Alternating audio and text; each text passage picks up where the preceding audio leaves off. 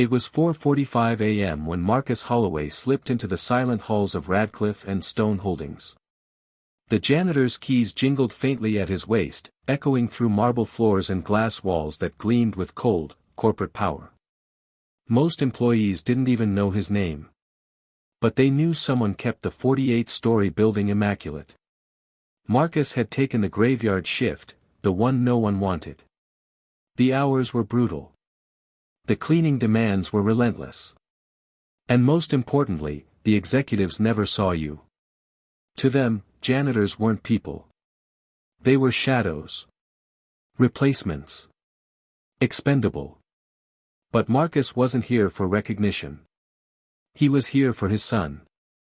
6-year-old Liam had leukemia.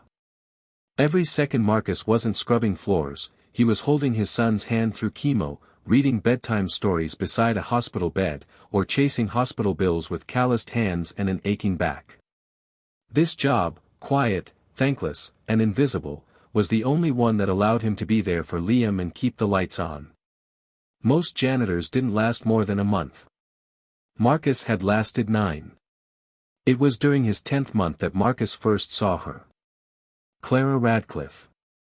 The CEO. She was everything Marcus wasn't, sleek, sharp, and hardened by a life of boardrooms, not broom closets. But that day, she stood in the hallway outside her office, her phone trembling in her hand. The building was empty. No one else around. Except Marcus. He tried to keep walking, not wanting to intrude. But as he passed, he heard the sound. A muffled sob. Clara Radcliffe, the woman with ice in her veins, was crying. "Ma'am. I'm sorry to bother you, but, are you all right?" She looked up, startled. Not because he was there. But because someone asked. "I'm fine," she said, turning away. He hesitated, then softly added, "Sometimes saying that out loud makes it worse." She didn't reply. But she didn't walk away either. That night was the beginning of something no one saw coming. Marcus didn't try to fix her. He simply listened. And over weeks, late-night encounters by the elevator or in quiet corridors, Clara began to speak. About her estranged daughter. Her failing marriage. Her father's death that left her the company and a heart she didn't know how to use. "No one talks to me like a human anymore," she admitted one night. "They all want something." Marcus just nodded. Sometimes, people don't want anything.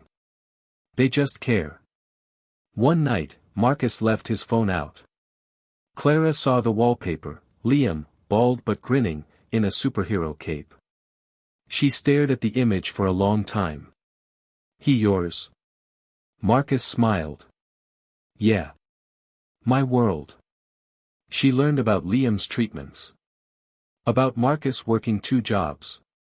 About the sleeping cot in the janitor's closet. About the life built from sacrifice and silent strength.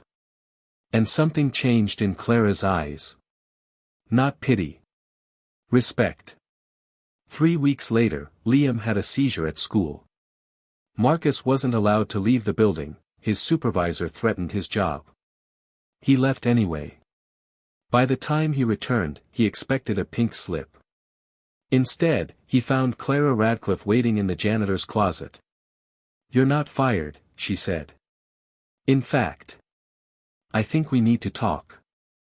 The next morning, Radcliffe and Stone announced a new internal program, Hearts in Service, full health benefits for janitorial staff and their families, flexible schedules for parents, and tuition support for their children.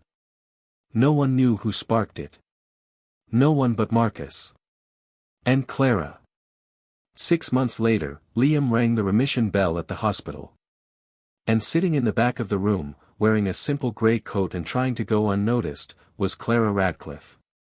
When Liam ran over to hug her, she looked down with glistening eyes. "Thank you for making my daddy believe he mattered," he said. Clara knelt down. "No, sweetheart," she whispered. "He made me believe I could." Sometimes, the quietest people in the room carry the greatest strength. And sometimes, Kindness from a janitor can sweep through the halls of power, and clean more than just floors. Because true change doesn't always roar.